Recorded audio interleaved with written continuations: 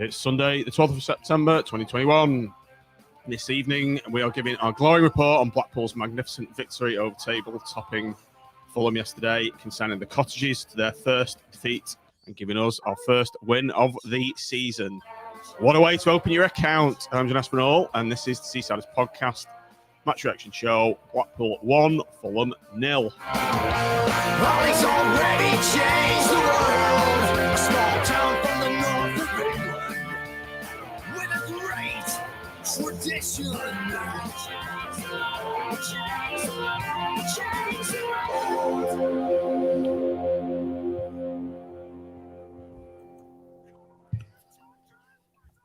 Good evening, everybody. Welcome to the Seasiders podcast on a Sunday evening. I've gone with the strap line. It's better than Countryfile, but as Phil Hornby pointed out, it's already finished, so it's better than the Antiques Roadshow. I think it's a good one to go with.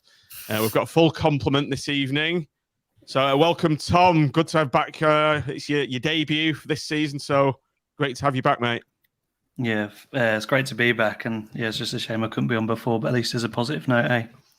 Yep. Well, evening, Nick. How are you doing? I'm very well after that yesterday. Yes, good evening, everyone. Nice tangerine t-shirt as well. Well, you know, Tim, just before I speak to you, you need to unmute yourself.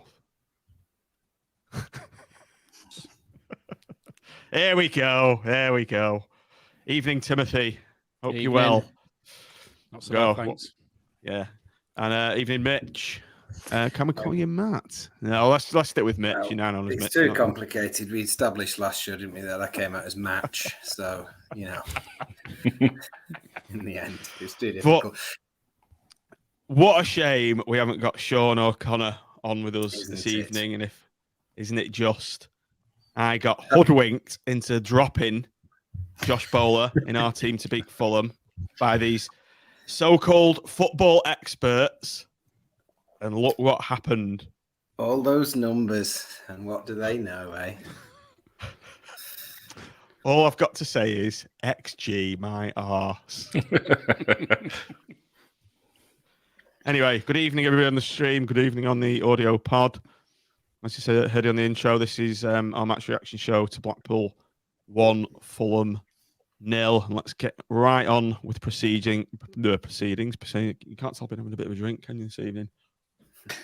Just as a bit aside, I need this drink because I've been on a Go Ape treetop experience today, and fuck me, it was scary. Has anyone in this room done it?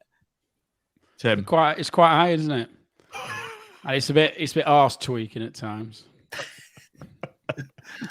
The kids love it, but it's the adults. Oh yeah. I was on there with a 16-year-old. He was loving it. You know, off for dust.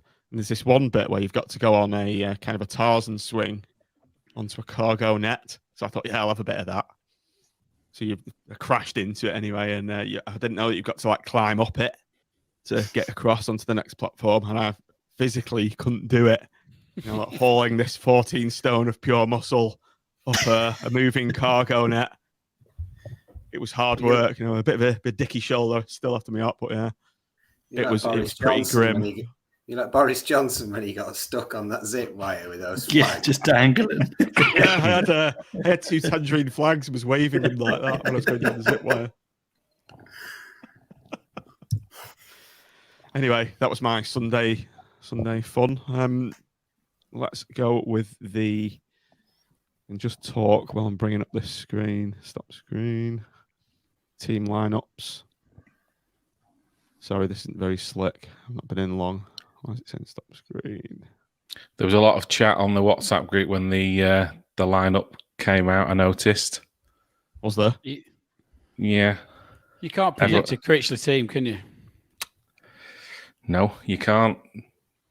I've given up trying now. I think I used the words, what was it? I'm quite scared for today, just knowing the quality that Fulham had and seeing one name at the back that we all sort of dreaded, considering the quality we've got from the bench. But you know that he had a good game though, didn't he? At least we all did, which we're coming to talk about. But he was phenomenal, as was his partner as well. So we're coming to talk about it a little bit. But you know, they all did very well. Actually, This is the our lineup accredited on- sports journalist had some quite useful comments. Actually, I think about the way that they dovetail together, which I think we can perhaps feed into our discussion. So it's not all bad. Dovetailed? Worthy? Dovetailed. It's Go not bad, on, is it? It's Tim. not Go on, there bad. you go. Tenuous, just about gets in that, I Yes. think. He's dovetailed a Timism right on the outset into the match day 11. Match day 11: Chris Maxwell, Gabriel, Ekpateta, Keough, Garbett, Stewart, Wintle, Bowler, Anderson, John Jules, and Yates. Nick, I remember a comment on our lineup where we had 3 new starts in the team saying he'll never play 3 new players, but he's played 2, hasn't he? Yeah, like I say, there was a few eyebrows raised and a few comments on the WhatsApp group and various other social media when that lineup came out. But as we'll come on to talk about, it was a masterstroke. Keough has had his critics this season, and I think was where most of the chat centered around. But the way we set up worked really well for him, and having Marv alongside him, it all turned out to be fine. No surprise to see Lavery on the bench after his exploits for Northern Ireland after the last week or two. Good to see Ryan Wintle in there. Again, we'll come to talk about his performance. But yeah, overall, I was happy with that. Sorry, I was just laughing at that. He did. He did have that moment in the second half, but I thought other than that, he had his best game in a Blackpool shirt for me. I thought yesterday, Keough. Yeah. Tim, over to you. 4-4-2. Did that surprise you at all? No, nothing surprises me anymore. What I would say, I think the decision to introduce Wintle was made a lot easier as a consequence of the fact that obviously he didn't play. Dougal was on international duty as well. I think otherwise it would have been a tough call, that one. And again, I think Lavery would have probably been up for starting, but it's again probably the right decision. It's about managing your resources, isn't it? For Critchley, and when you've had 2 lads who've been away and they've been heavily involved, even if not necessarily from Dougal's perspective on the pitch, it makes sense to use that as a chance to give lads other lads a go. And as it happened, I think it paid off in spades, didn't it? So certainly did. Mitch, over to you. Your thoughts when that team sheet came in? I think as Tim and Nick have said, you cannot second guess Coach Critchley, can you? And he's pulled off another masterstroke. Yeah, and I was being very quick to try and jump in and have my fun at Connor and Sean's expense. And I will admit that I thought it was a dreadful lineup, and I wanted at least 5 changes to it from the lineup that was. And I just looked at it and thought it's one of those days where he just does something. You think, what the hell is he doing? I'd have played 3 different players in the back 4. I'd have probably gone with Dougal, and I would have certainly had Keough and John Jules the other way around. I thought, why is he sticking Keough on the left? I actually said to a bloke sat near me something like, what is he doing playing Keough on the left? That's just idiocy or something. And it shows what I know. And how many times has that happened where, we all know far better than Critch, and there he is. He pulls out of the bag again. So, How many times have we said after seeing the team, what the is he playing at here? Do you not think the position? Do you just think sometimes there's a little bit of the opposition might be thinking the same thing, in that they will be just like we are. They'll be looking to guess the team. They're looking to guess the formation, and there's always at least 2 googlies thrown in there, isn't there? Not even one. There's normally 2 per game that you're not expecting, and long may it continue. You have little faith, Coach. Trust me, lads. I know what I'm doing. You certainly do. Actually, yeah. Sean has just turned up, actually. Delighted to be missing the pod as I don't have to put on record praise for Richard Keough. Also, change the formation. John or Bowler gets dropped. Cried me and Connor from the country. It's almost Stalinist rewriting of history, that. Muckers are on. Everyone, the players stepped up yesterday. North stand was class. It wasn't it. Jacko's just said the same, Nick, hasn't he? The atmosphere was electric yesterday, and I'm sure everyone's seen on Twitter that brilliant camera angle that Blackpool, the official accounts, released of Bowler's goal when it cuts to slow-mo, and the angle of the North looks brilliant, doesn't it? It was. I don't know if you've seen. There's a guy who does video blogs, whatever you call them, and he was there yesterday. I think he goes to different grounds each week, and he was at Bloomfield Road yesterday, and he was just blown away by the atmosphere. He said, look at this, and they've only got a corner. God knows what it's going to be like when they score, and it was fantastic. So I think it goes to show from an outsider as well, just what a brilliant atmosphere it is in that North Stand. It really is the 12th man. It was fantastic yesterday. Yeah, Eddie's, because we sit in Block K, and his eyes were lighting up when he was hearing this. It's the first time I've seen him really animated at home game as well. He's only 8. But he's really getting into it now, and he knows the players' names. I think sitting near the North is definitely helping that. So, yeah, brilliant to see. Round to the game then, Tom. Thought Blackpool started on the front foot, and we started very brightly in this game. It was good to see us getting at them early on in the game, wasn't it? And we had a good spell of pressure for the first 10, 15 minutes. We looked the better side. Yeah, I think it was one of those games where if you look at the league table, you're expecting, as we all probably were, Fulham to dominate. But I think from start to finish, and Sean's already alluded to in one of his post-match blog, that the press from the team seemed very intelligent. I think every single player moved exactly when we moved in phases. So defence pushed up, therefore the midfield pushed up, and then we had Lavery and John Jules working really hard. So I think whether they thought they were going to turn up and sort of have the ball and dominate, I don't know. But it was the press for me which set the tempo for the rest of the game, and we pressed so well as a team. And for me, I said the moment we signed a right back, which is mental considering that was the 5th or 6th game of the season, we would feel much more comfortable as a team. You take the game against Coventry, where we were a mess at the back but created lots of chances. I think if we had a proper defence against Coventry, we would probably won that game, although we should have scored more.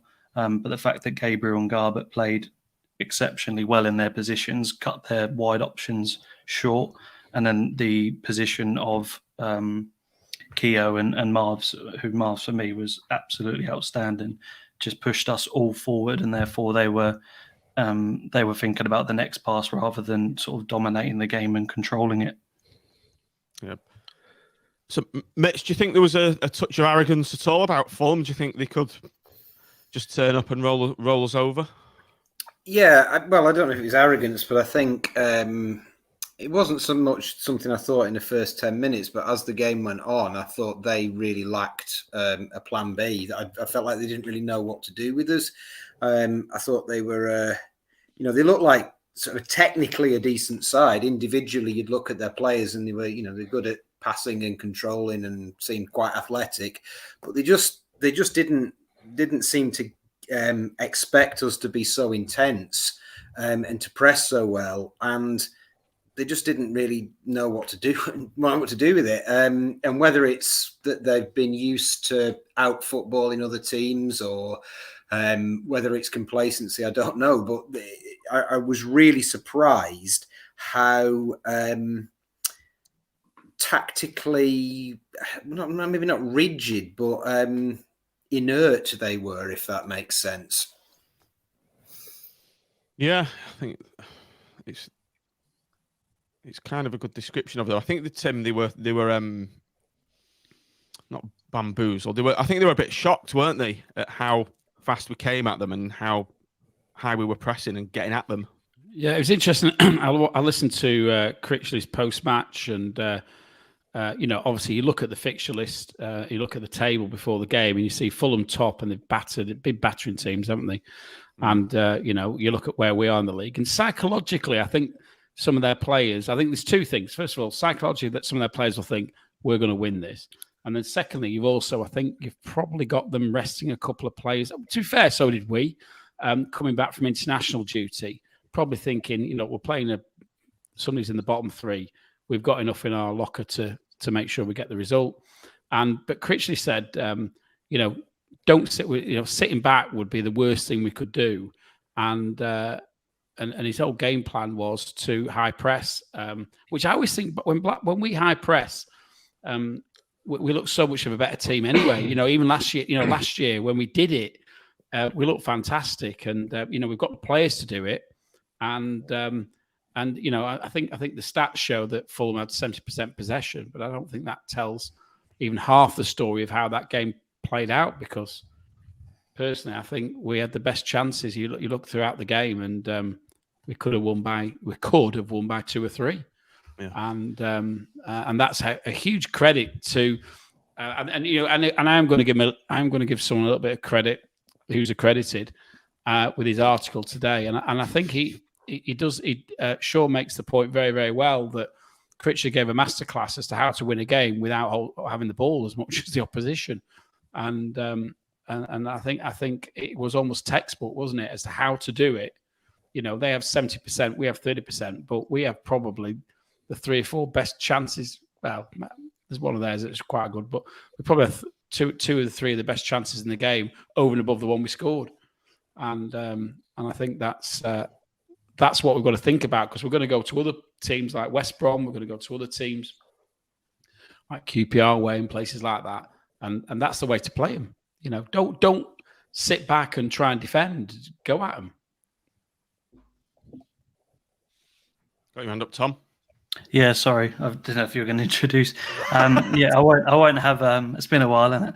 I won't have the point of they were missing a couple of decent players. The experience they've got on their team with the likes of Ream, Onomar, Reed, Queen, Cavallero, Mitrovic. Mitrovic alone is worth more than our whole team, and the quality on that pitch was sensational. I think they just weren't, as Tim's already alluded to, they weren't expecting that high press so effectively, and they were just a bit like a boxer getting punched early doors and just having a bit of shock towards them. They should have made a lot more. The ball position they had in a couple of attacks where they were wasteful, but as Tim's already alluded to, with Bowler decision making and John Jules being through on goal, etc., which we'll come on to, we probably should have scored 2 or 3, maybe even 4 goals just by the pure persistence we had up front, and like being in the positions we were. We should have made a lot more of them, and granted we could have been punished late on, but to a fantastic block. It was just fantastic to see. I'm not saying we're going to turn up to every team and do that now, but if we don't do that, then we're going to concede a lot more goals, because that's the way we should play, and that's the way we're going to win games. I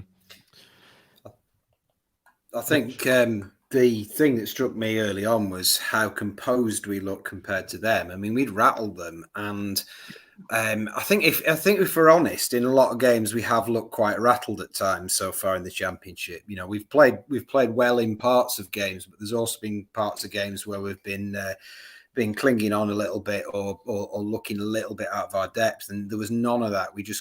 First 10-15 minutes we controlled that game, and I must admit I thought, well, this won't last. And after the first little barrage at the beginning, I was thinking, we've missed our chances, or we've not quite made the chances cut their pay. And I just kept waiting for Fulham to turn up with something, and they never did. And we kept that control really all the way through. Apart from the odd 5 minutes here and there, right through to probably the last 10 minutes or 15 minutes was where we were under a bit of pressure, which is a very impressive achievement. So let's quickly talk about Mitrovic, who was mentioned then, and Steve Hutchins also mentioned. He's just saying, I've never seen him play before, wasn't impressed. I think it was well marshalled by Marv. So I'll throw it out then to the room. Was it Marv marshalling him well, or was he just flat to deceive, Tom? Mitrovic is one hell of a striker. He's got up to £20 million on his head in terms of what he'll bring you, and that's going to be 20 to 25 goals in the Championship. He's also the type of player, when he is rattled and he hasn't gone his way, we saw at the very end Maxwell just laughing at him and him getting a bit rattled towards it. But it's a bit of both. I didn't think he was at his full game yesterday, but nor with Fulham. But at the same time, Marv's and Keough, particularly Marv's, which I've said, playing where he was a few years ago to playing yesterday when we were a bit worried about him in League One sometimes, his possession on the ball and his positioning, etc. But yesterday he just seemed like he's been playing the Championship for years on end, and the way he dealt with him yesterday and just didn't let him have anything, just caused him to be more and more frustrated. So I think a bit of both, but certainly, Marv won that battle yesterday. Nick, see you nodding your head there. Mitrovic, the Matt on the from the Fulham Focus podcast, he told us that Mitrovic didn't play much at all last year because it wasn't in Scott Parker's plans. But he is a proven goal machine at championship level, and I think it's volumes on what Tom just said of how effective Marv was against him, and Marv again is just going from strength to strength, isn't he? Oh, he is, and you probably just wish he'd have been in from the start of the season because we just look so much steady at the back, and also having a right back helps massively as well. But yeah, I thought both the centre halves were great yesterday, and as we've said, Mitrovic, he is a great player and probably wasn't on top form yesterday, but you can't take anything away from Marv the way he marshalled it. And like you say, he's come from non-league to looking comfortable in the championship in a very short space of time. And if he carries on the way he's going, then the sky's the limit for him, isn't it? He's going from strength to strength, and it's brilliant to see. Tim, come over to you now.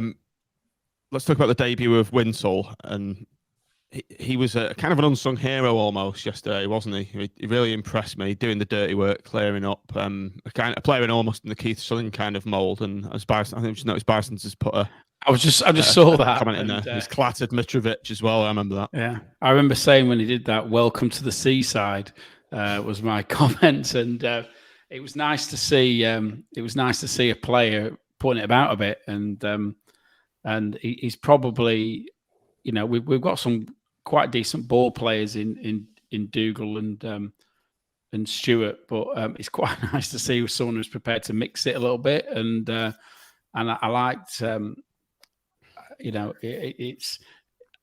felt he had a very, very impressive and effective debut, and I'm quite excited to see where his journey with us is going to go, because he looks the real deal, and I can see him being a fan's favourite. I really can. In quite what he's got to his game, we obviously still got to see, but I don't think you could have asked anything more from a player on his first game in a tangerine shirt, could you? You really couldn't.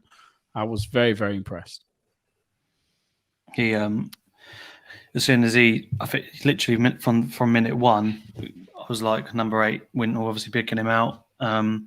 His pace, I think someone's already alluded to, Bison said his pace tracking back was a surprise, and I've seen him play a few times for Crewe, and you think he looked a comfortable player at League One, but he was phenomenal yesterday, and I think he was one of the reasons why we won the game.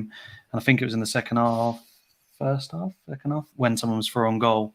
He tracked back and got that tackle in as well, didn't he? So we've missed that crunch and tackle. And actually those two worked.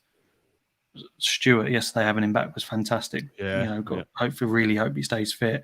But those two were the partnership we didn't know we needed. And obviously we love Keough, and if he starts, he's going to be phenomenal. But those two worked really well yesterday, because Wintel's pace really helped Stewart, and Stewart dictated those niggly bits in the middle of the field. And we've missed that so badly this season with the likes of Reece James playing in centre midfield, which will lose his games. Simple as that. Yeah. What he reminded me of was a sort of upgraded Matty Virtue, and I don't know if you remember last year, just before Virtue got injured, he started looking really good. He just looked like the right jigsaw piece in the team for a couple of games before he did his cruciate or his ACL or whatever he did. And I think we've got defensive midfielders and we've got attacking midfielders, but we've not just got the midfielder, the player that gets up and down and does all of it, if that makes sense. He's that kind of, like Virtue, he does a bit of everything. He clearly had, as Sean alluded to, a decent range of passing. He had a great tackle on him. He had good bit of pace, and he looked like, I don't know, I didn't see him shoot, but he looked like the kind of player that also might probably have a decent shot on him as well, and that bit of everything player. And I think that we could have got a real steal there. It's just a shame that we don't have a fee agreed for him. If he's not our player though, is he? Yeah, he could go back in January. Yeah, it's unfortunate. Tim, just bring you in quickly. I just saw this comment from Liam Ellis on Twitter, we've gone from looking fairly weak physically to much stronger with Wintle and Marv in the side. I think that's a good point, isn't it? Yeah, I think it is. We've spoke. Listen, we're not here to diss our own players, are we? But there's certain players who've played this season who, personally, we're not going to win games in the Championship when we play them, and and we've got, I mean, Marv's been a revelation. It's a pity he missed the first couple of games, however many missed, but. We need someone in that midfield. Just as Mitch has alluded to, who's going to be the real deal. And we can't say Wintle is going to be that, but if he has got, and really, when I was saying that we haven't, we've got to see what he's got in his locker. We did probably one thing we didn't really see from him yesterday was his attacking range. But I think if he's got that as part of his game as well. Sean's alluded to his passing range, and I think that was one of his big attributes at Crewe. Then when we could have got a great player, and it's the player probably that we were missing more than anything in this team. Because Stewart and Dougal are both very, very defensive in their approach, aren't they? They want to sit in, and we need someone who's going to go in and attack the ball, and someone who's going to take the ball to the opposition, and hopefully he's going to be that man. Nick, Tim's just mentioned Kevin Stewart there.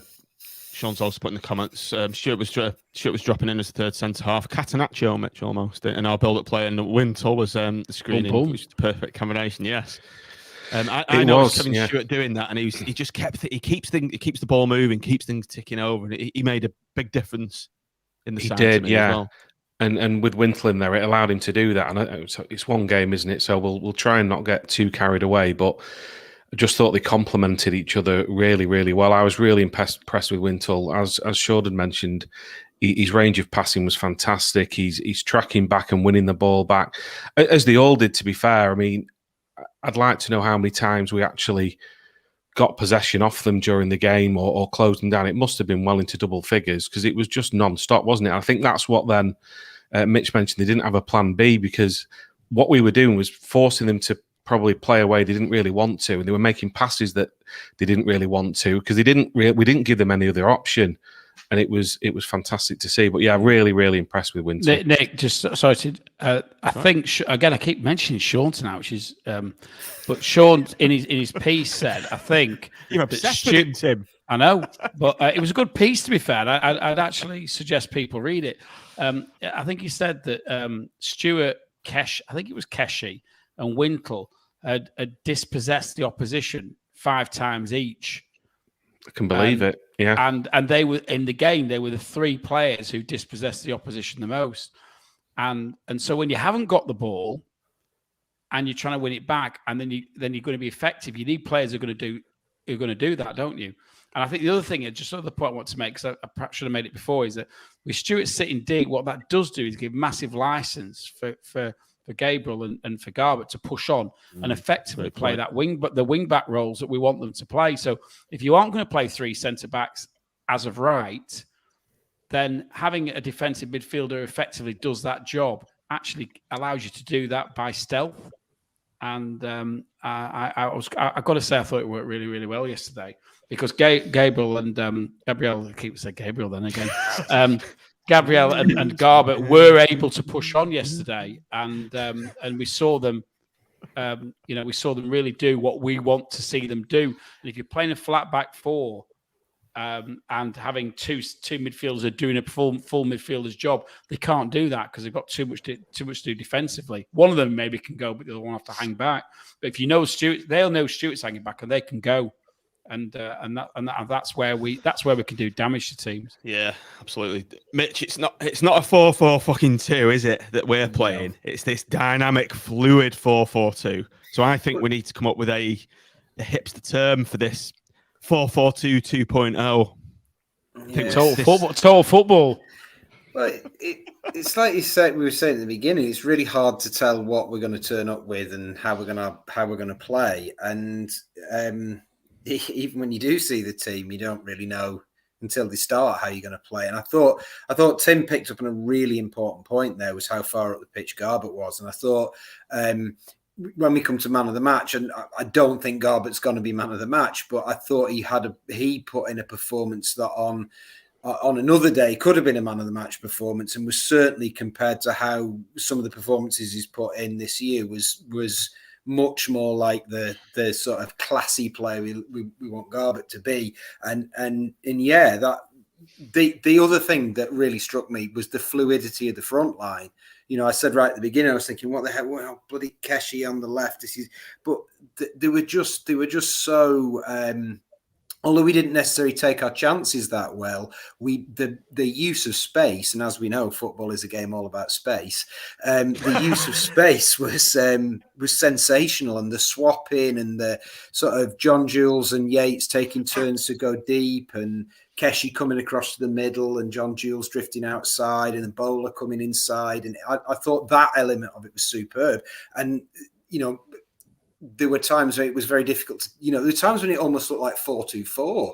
And then there were other times when it was kind of 4-3-2-1 or 4-2-3-1 or whatever. And that's really impressive. That's really impressive, sophisticated football from what to the outside world is a sort of potentially quite flaky championship side. Mm.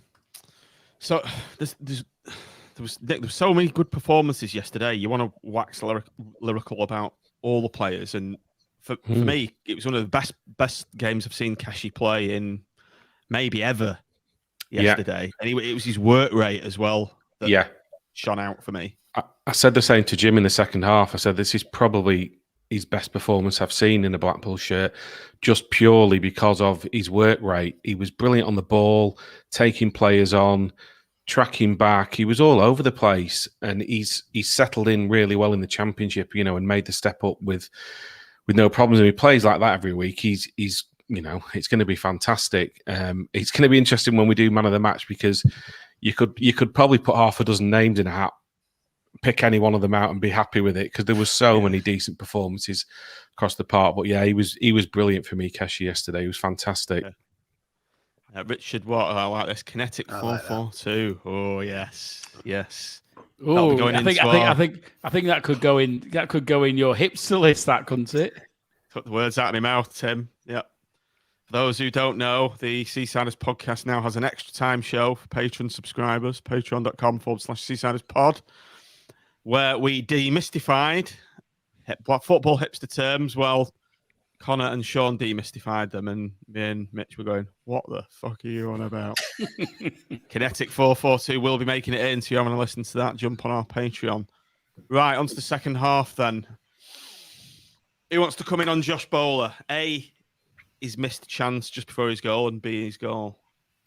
Well, can I go in on Bowler's sort of the frustration of Bowler? And I think just before he came on, Nick said something to this point, and I wrote something similar in my blog. And I think he, when I looked at the sort of Twitter and stuff at half time, there was a few, not criticisms of Bowler, but observations that he needs to improve at X, Y, and Z, and until he finds a final ball, and his decision making needs to get better. But he's that sort of player where he's going to do the wrong thing 3 times, but it's almost by doing the wrong thing that eventually he'll do the stroke of genius. He didn't do, the right thing. When he scored his goal, the right thing to do was pass it to Gabriel, because Gabriel was in loads of space, overlapping outside, and there were sort of players coming to front and to far and near post. And he didn't. He cut inside, ran through 2 players, and slammed it home in a way that was genius.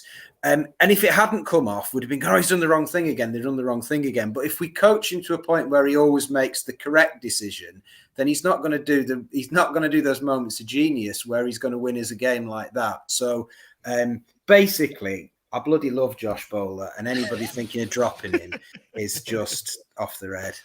Do you know what he reminds me of? When you get those, get those things that you can put on like gloves you get, like Velcro gloves, and then you've got a ball that you chuck, and it just like sticks to your hand or to your foot. Those things that you take to the beach. Those things you take to the beach. Those mitts. Yeah. Yeah. It's like the ball comes into his feet, and it looks like he's got the equivalent of that on his boots, because I've never known a player it's like glue, isn't it? It's literally like the ball sticks to his foot.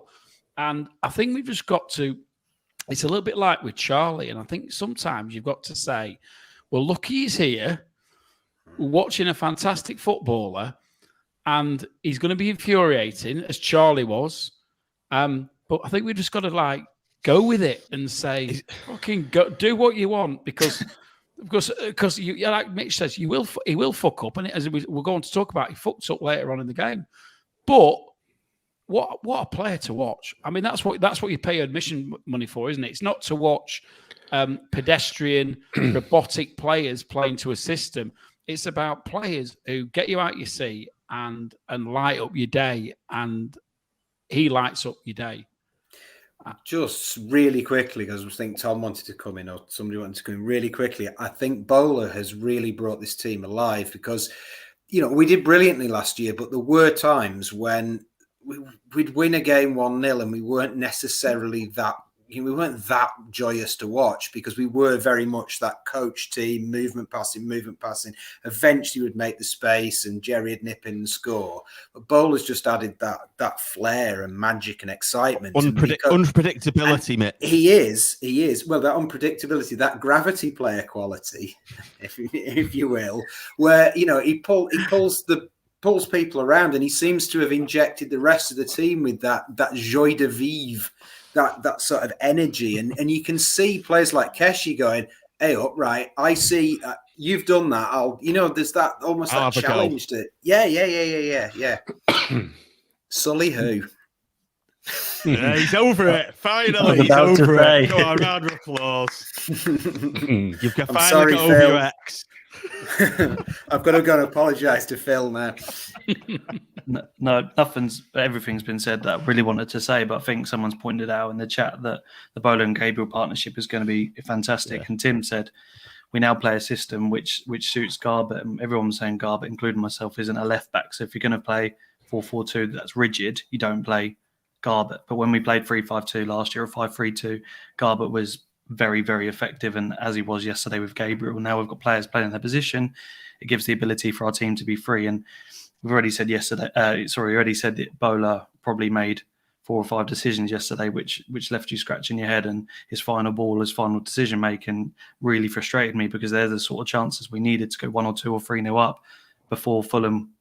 Like Matt said, when were they going to score? When was it going to give up yesterday? And we needed to make those chances count, a bit like Coventry at home. But you wouldn't change Bowler for the world. And now we've got 2 wingers, despite Keough, in my opinion, being a better number 10. And when Mitchell comes back, we're going to have those options on the wing where teams aren't going to want to play those wingers because they're going to traditionally go at them and create chances for the middle of the park. I'm not saying I want him to change, but his final ball for me just needs to be that little bit better. And then we will score 2, 3, 4, get 4 goals. And it wouldn't surprise me because it's just so effective. He's going to beat a man, cross it in, find a man, score.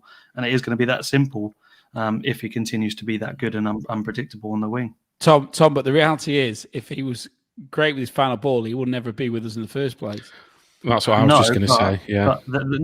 Harsh, Tim. Harsh. Sure. It's true, though, isn't it? Because he's that good a player. If his final ball was as good, always as good as you'd want it to be, he would be playing in the Premier League every single week. There was 2 occasions in the first half, if you remember, when he could have slotted Yates in almost identically in the first half, and he's overcooked the pass twice.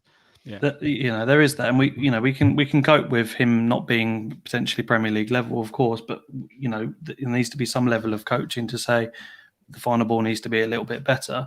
But what we're going to have now, and I think Sean's alluded to it and Connor's alluded to it as well, that now we've got attack and fullbacks with us playing that system, is they couldn't commit to tackling Bo yesterday. Do they go towards Gabriel? Do they both go in for Bowler? And he just slides through them. And as Tim said before the show, we haven't seen a player do that since Wes Properly. Maybe Salakakai 1 out of 10 games. Sorry, Matt. But the fact he just went straight through them like butter. Slag him off all you want. He's over him now. You can slag him off all you want. To see a player just go through, decent players like that and get players out of their seats and finish, finally, is just terrific. And they're going to second guess Bowler every time he has the ball now. He may play a pass, he may go through you, and it's exactly what we need on those wings. I'm just looking at his wiki because I noticed on Quest that I didn't know this had been released by Fulham. So after he'd been released by Fulham, he spent 2 years at Aldershot FC Academy before its closure in 2013. So Christ, he's come full circle, and he's only 22, Nick. So it's a good age to be not too ingrained in his ways. Then I guess. Yeah, his best years ahead of him. I thought he was brilliant yesterday, and like we were talking about before we came on air. I think there's an element of you take the rough with the smooth with him because it results in the brilliance that we saw yesterday. Because like Mitch said, if he'd have done the right thing and passed it, we wouldn't have got that fantastic goal. And it's like Tom said, when he's running at plays, he just creates that uncertainty. And we saw it with the goal. The moment he's in between those defenders, what do they do? If there's any contact, it's a penalty and a red card. So you've got to leave him to run at you. And it's brilliant to see. It's worth your admission money, isn't it? And I think just going with the Charlie analogy again.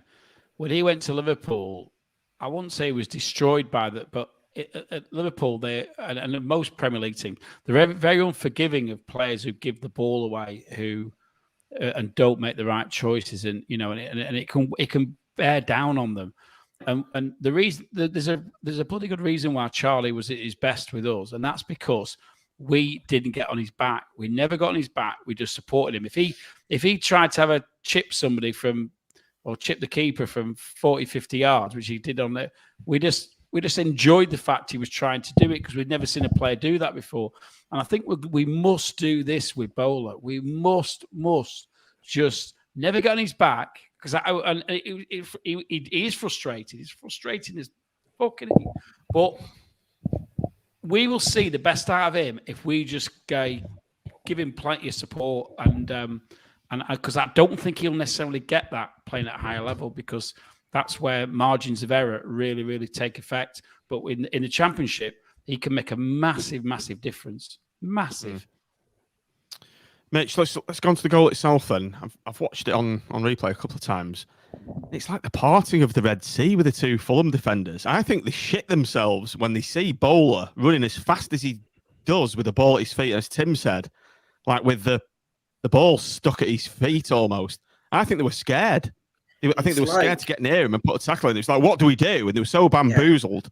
By the time one of them's actually made a decision, he's past them. He's in between the pair of them. And the goalie as well, it wasn't the best of strikes, was it? I think the goalie was so surprised that he's just got there as quick as he has. It was quite a weird strike, wasn't it? Because he was running so fast. He's like a speedboat with a bow wave, just sort of throwing everything out of its way on his way through.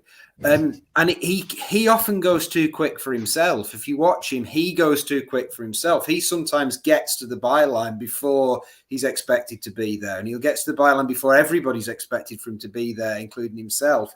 And he sort of went through so quickly, and then it was kind of quite a weird finish. How he sort of like pokes and then slips and hooks it in, and it's kind of, I can see why the keeper doesn't make the most convincing save, because it's sort of like the last thing you'd expect somebody to do when they're running through, wouldn't you? Ironically, it's probably made. He didn't know what he was going to do with it, so he just kind of hits it. But that's why he's thrilling, because he's on the edge. We're all on the edge of our seat. You can see that he is as well. He doesn't quite know where it's gonna come out next. But what I love about him is that he just keeps doing it. He gets it and just does not the same thing, but he just has the same approach the next time he gets it. He could have screwed that into over the north stand, and he would have still, next time it came to him, he would have still run the same way. And he I wouldn't say he got lucky with the goal, but it wasn't convincing. Wasn't a net buster, was it? It wasn't a sort of like a crafted finish where he kind of placed it exactly where he wanted to. It just kind of happened, and it was brilliant because it just happened so quickly. But it was a strange one. So let's move on to the final 20 minutes of the game. We made a change on 72 minutes. Shane Lavery coming on for Joey Yates, Tom.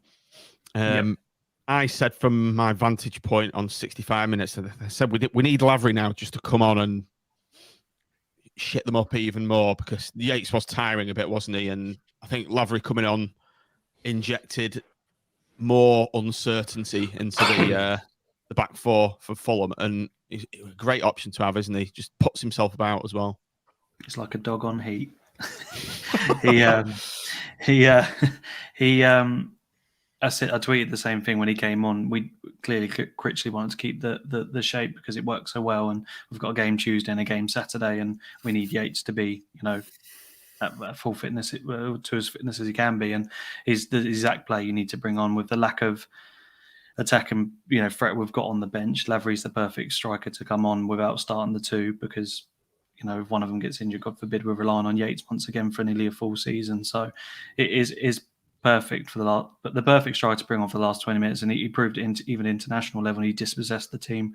He's running for one goal, and he's going to always keep the defence guessing. So for me, it's a perfect substitution at exactly the right time. So, Nick, and in the dynamics of the game, as we've mentioned before, the other side to Josh Bowler, he has done a brilliant run into the box, and Keough was screaming just to be slipped in, wasn't he? I know. I was screaming as well. Keough was screaming at him, wasn't he? But I noticed, I don't know if anyone noticed this, Bowler didn't even apologise or say, "Oh, sorry, mate, I should have slipped you." No. He just turned his back on him and just walked, just tried off back to his position. I kind of liked that. I kind of liked it, but I didn't like the fact he didn't slip him in. But I like the sort of the nonchalance about it. Like Eric Cantona, that's it. Yeah, it's that belief, isn't it? And I think if he had the same option again 2 minutes later, he'd have probably done the same thing, because that's what he's like. But like we've said, it's things like that lead to the goal. So you've probably got to take it. But yeah, having said that, I was going crazy at him, saying, play him.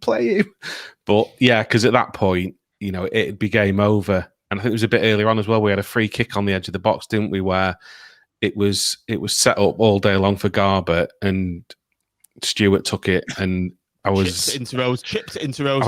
I was questioning that one as well. Mention that, Nick. I mean, what the fuck? When has Stewart ever taken a free kick for us?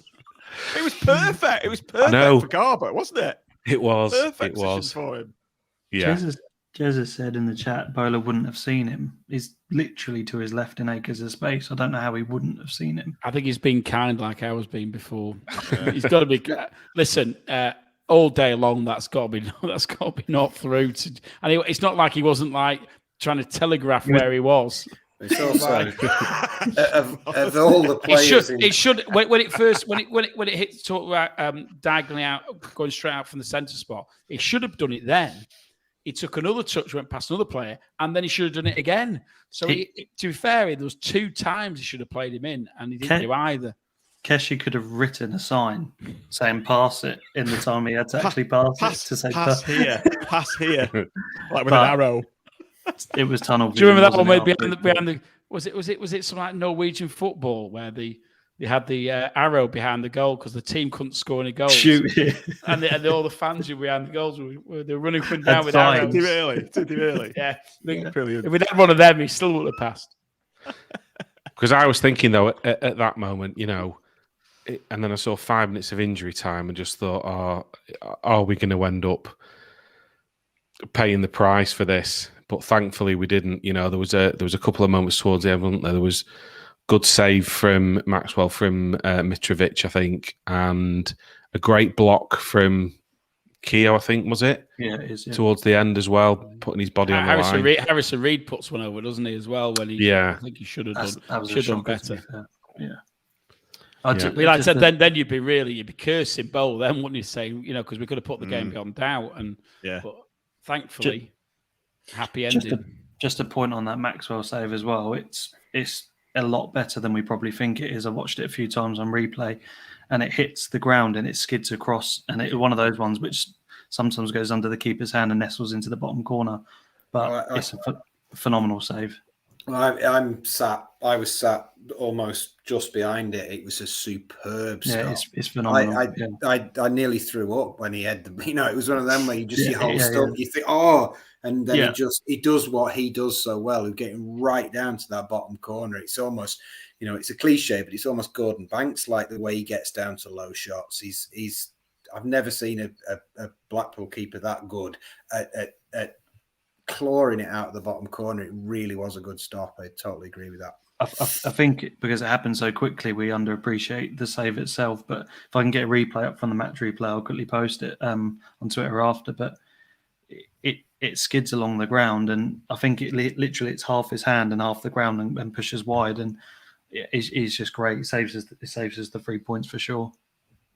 I mean, Maxwell's not had, although ridiculous as this sounds against Fulham, he's not had that many saves to make, has he? Top drawer kind of saves throughout the 80 minutes, and the fact he's on the ball, isn't he, in the last 10, and he's saved us a point. Sorry, he saved us 2 points at least.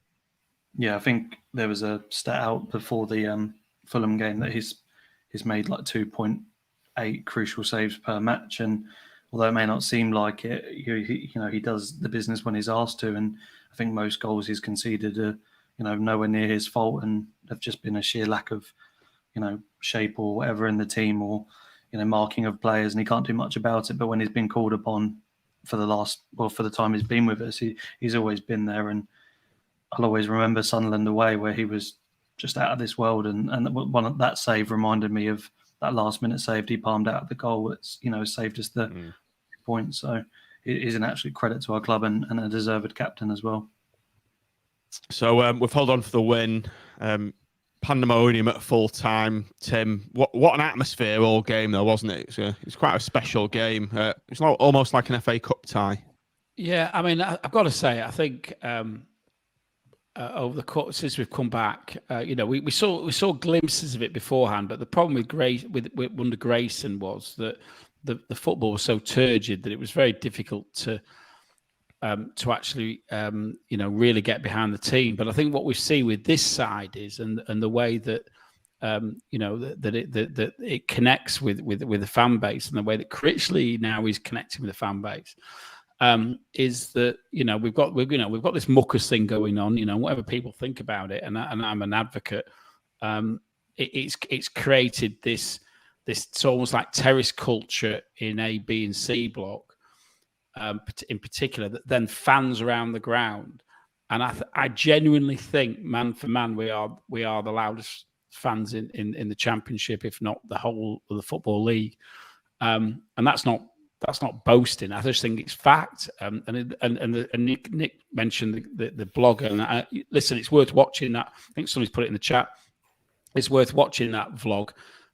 Because the guy's a ground hopper and he goes around all different grounds, and he was blown away by the atmosphere at a corner.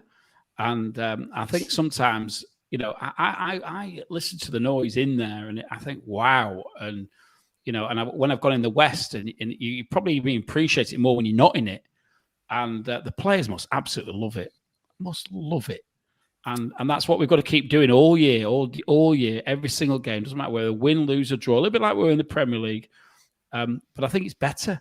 For some reason, I think it's better. I think it's edgier, and I think it's better for that. It's not happy clappy. It's edgy, and you need to be edgy.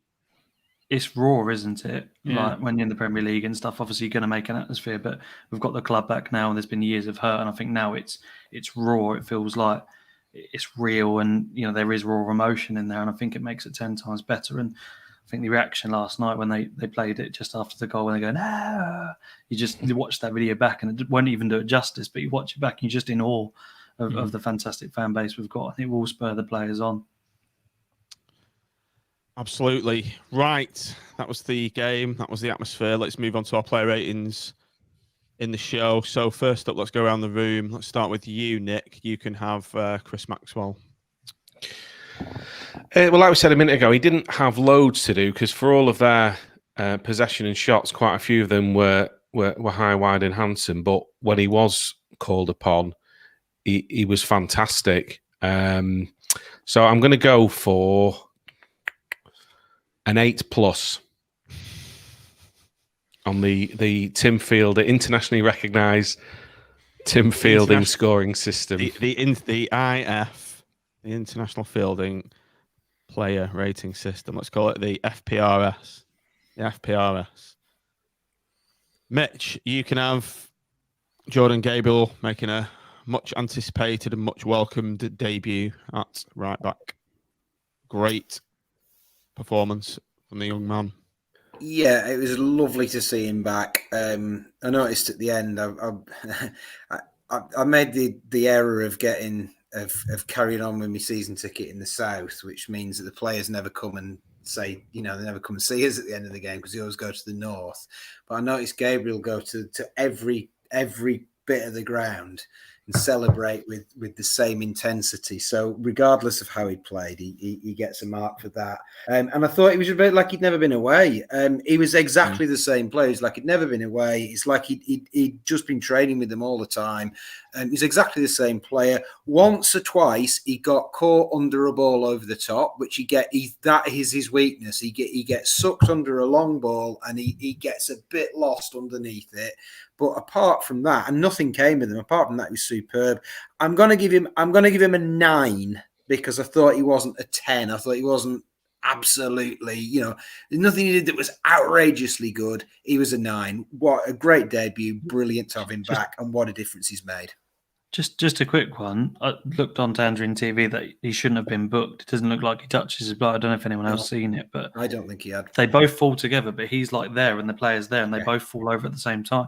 He shouldn't have been booked. He was outstanding for me, and I've watched him for Forest 2 or 3 times this year, and especially against Derby. I'm not going to lie, he was atrocious in his positioning, but they were just a mess in general, Forest. And I was pleasantly surprised yesterday with how well we kept his shape at the back. Right, so Jordan Gabriel's a 9. Tim, if Jordan Gabriel's a 9, surely Marv's a 9 or even a 10. Are you going to use the FPRS system here? I think I was considering using it because I give 10s very sparingly, but I think listen, we're playing top of the league in the Championship. And give in to the peer pressure. I think I might have to. I was maybe going to put a minus on it, but as I was mulling it through in my mind, we're playing top of the league in the Championship, ex-Premier League. He's against Mitrovic, top player. I think sometimes you've just got to never mind bow to peer pressure. I think I bow to my own analysis of his performance, and he gets a 10. Fully deserved. Well done, Marv. Brilliant performance. Over to you, Tom. We are now on Richard Keough, who one minor slip aside had an excellent game, I thought. Yeah, 8+. It was his best game in Tangerine, and like you said, that mess up could have caused a goal. So for me, it's a minus points deduction, but an 8+. He was solid, and I think Marv's done that little bit more work, and that's why he deserves a better rating. But yeah, an 8+, and he was very good. I mean, maybe Marv it benefited him playing with Keough.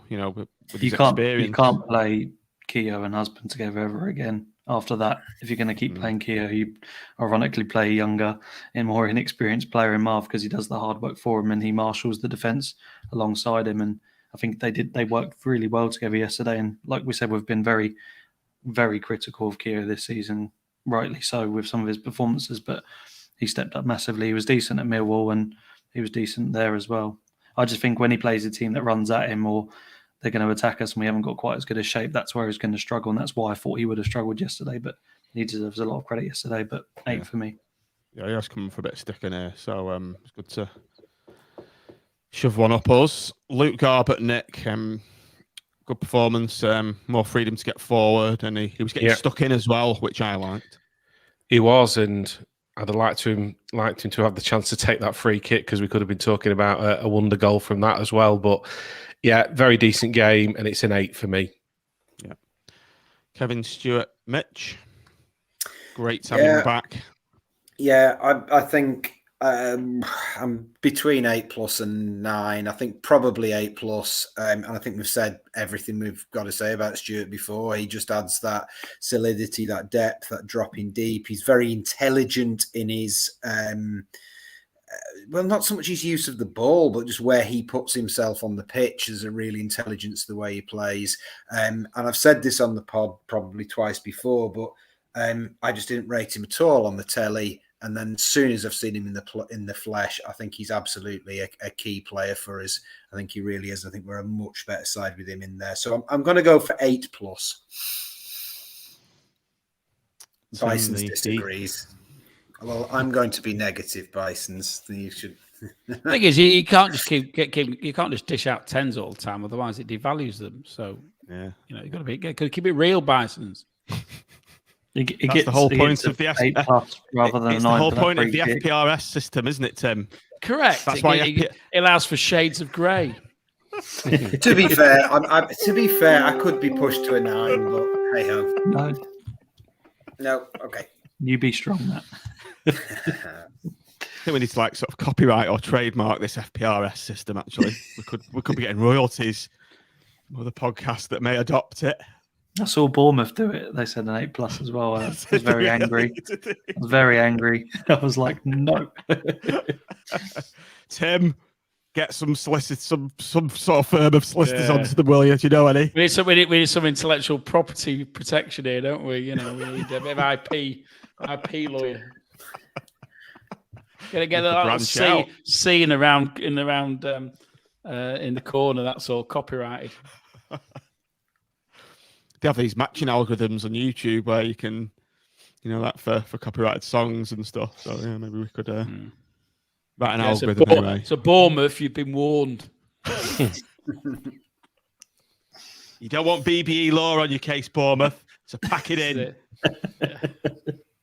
Pod wars at this rate. It might not even been Bournemouth, but I think it was. Who cares? Yeah, steady on, Will. We're getting sued. Defamation. Oh no. You don't want another defamation case on your front door today. Sorry, I apologise. Ryan Winsell, let's get back on track. Tim. Yeah, I think that's a consummate debut. That very, very impressed with him. I think he's got a lot more to show. I'm really looking forward to see what he can do. I'm only gonna hold back a little bit because I think we need to see a bit more of his attacking game yet. So, but it's a very, very strong 9. Yeah, I think I'd agree with that. All right, Tom, the main man, Josh Bowler. Does he get a 10 with Marv? I think the FPRS is needed again. I'm not gonna give him a 10. Might get pelters for that, but it was either going to be a 9+ for me. I'll give him a 9+ because he won us the game, but. And I appreciate not slipping in. You can use 10- as well, Okay, I'll use a 10-. Tell you what, we haven't mentioned. We haven't mentioned he had one brilliant defensive interception where they crossed. Our old defence was sort of flat-footed at the near post. It ended up at the far post, and I'd sort of braced myself for a shot, and Bowler just sort of wandered in, calm as you like. So just picked up his foot and ran down the line. It was brilliant. But yeah, a 9+ for me. He's won us the game, and moments of inspiration. But I appreciate we've got to take the rough with the smooth. But there were so many times yesterday where he could have made a better pass or a better cross. I'm being hypercritical, but a 9+ for me. He was outstanding, and you could almost say a perfect performance. But we probably should have had 2 or 3 goals come from his outlet. But thank you very much, Josh, and it's 9+. King Keshinek. Best performance in Tangerine for me. Yeah, I think it's another 9+ for me. His work rate throughout was absolutely fantastic. Best performance I've seen in a Blackpool shirt from him. So a well-deserved 9+. Tyrese, John, Jules, Mitch. I think we've kind of forgotten he was playing. But do you think he did a decent? I thought he played well. I thought he just looked very intelligent with his. If I said Stewart was intelligent with his use of space, John Jules was intelligent with his use of the ball. Little flicks and Sort of a couple of times he ran on the half turn, and he got cut down a couple of times as well. And he was putting himself about a bit more. He had that one charge down effort early on, and there was one bit I really liked in his play. I think it was towards the end of the first half where he played a really poor pass, and then he suddenly sprinted about 30 yards to win the ball back, and he fouled their player who's trying to win the ball back. But it was just that desire from him. I would say that was probably his best performance in a Blackpool shirt as well. And I think him and Jerry didn't quite click together, if that makes sense, whilst both playing quite well individually. Yeah. So I'm going to go, I think I'd probably say an 8 for him. I think an 8+ might be stretching it a bit, but an 8. Yeah, I agree with that. And similar for Jerry, Tim. Yeah, I think Jerry's, you're always going to get the work rate out of him, and he's always going to be in the mix. But I don't think he's yet quite hit the heights that he's going to hit, and we know he can hit based on his performances last year. I think probably just needs a couple of goals, I think, and I think once he gets those couple of goals, I think we'll see a little bit more. He maybe could have got one when he came on the other week against Sunderland, couldn't he? And when he was a bit unlucky. And I think he probably needs 1 or 2 goals, but you're never going to get less than 100% out of him. That's what I love about him. He wears his heart on his sleeve. That's why the North love him. It's an 8. I think him and John Jules did a great job, but the bigger performances were in other parts of the pitch today, or yesterday, I should say. Right, this is going to be tough. I was just going to say quickly, Jerry did have that dig from about the halfway line, which was really nice to see. Yeah, he did. He was worrying about his confidence a little bit, and then he pulled that out, and I thought, he's all right. Anyway, sorry, John. No, I loved his reaction to the goal as well. I know we don't expect anything less from him, but just pure elation from the whole side, wasn't he? Just stood in the middle of the goal, just like giving it some straight away. So it was really good to see as well. Right, this is going to be a difficult one. Maybe not so based on the scores, but man of the match. So many contenders, Tom. So many contenders. Yeah, I'm a Miles fanboy, and I think I'm just going to give it to him because I really loved his performance yesterday. Him and Wintle, for me, won't get the headlines up like the others will, but just watching him yesterday play like he did, and whether Mitrovic was on his game or not, he's got 4 or 5 goals this season already, and if he wasn't on top of his game, we would have punished him, and for me, he was switched on all game, and he was one of the main reasons we won, so I'm going to give it to Marvs. Yeah. Yeah, it's a tough one. This it's probably the toughest one we've had. I think when we look at those scores and how well so many players played, it's probably a cigarette paper between Wintle, Keough, and Marv. But I think overall for the 90 minutes, I'm going to have to give it Marv. Mitch, I mean, we've got Maxwell in there as well. He had another great game between the sticks as well. All those saves at the end. So you've got 4 or possibly 5 players to pick from. I think for me, it's Marv or Keough, I think. And as much as I want to give it Keough, I think I've got to give it Marvin, because I think he almost achieved that thing of he was so good that you almost stopped noticing that he was doing it. And when I watched the highlights back, there were so many blocks there. There was so many, and you just kind of went, he's done it again. He's done it again. Rather than, Bowler or Anderson or somebody, there was flair. And I think I've got to go Marvin. Tim. And I think you've always stole my thunder, because I had a very similar comment to make. It is, for me, it's between those two. It's between Keough and Spud, and I think Spud's got to take it. And although somebody's pointed out in the comments, I think we've missed Garbutt out of the scores. No, I didn't. Oh, so we didn't. So somebody just missed it there. But I'm gonna go at Pateta. I just think he has shown that he's got the ability to perform at this level, and not just perform at this level, but perform to the highest standard at this level. Because listen, we aren't going to play many teams like Fulham, and they are right at the top of the game, and he effectively had their forward players in his pocket yesterday, and what more can you say than that? Man of the match. Okay, let's move on to the manager rating. Tom. 10. Made decisions that we again disagreed with at the back, and the game plan was spot on. You can't criticise any part of our game plan yesterday. The wing backs stopped them having any attack and threat down the width, although they tried. I think it was 75 to 80% of their attacks came from the wings, and we played exceptionally well to stop that. Middle of the park was phenomenal. The front two worked really well, despite not being glorious, as Matt's already said. And we controlled the game yesterday and should have scored more. So for me, he was spot on. There's nothing to criticise. Nick, one thing that's just popped in my head. We've not kept a clean sheet all season, have we? That's another thing. Yeah, that was our first clean sheet against Fulham, a team that go around battering players. So anything less than a 10 for Critchley is a travesty. Yeah, it's a 10 all day long for me. That's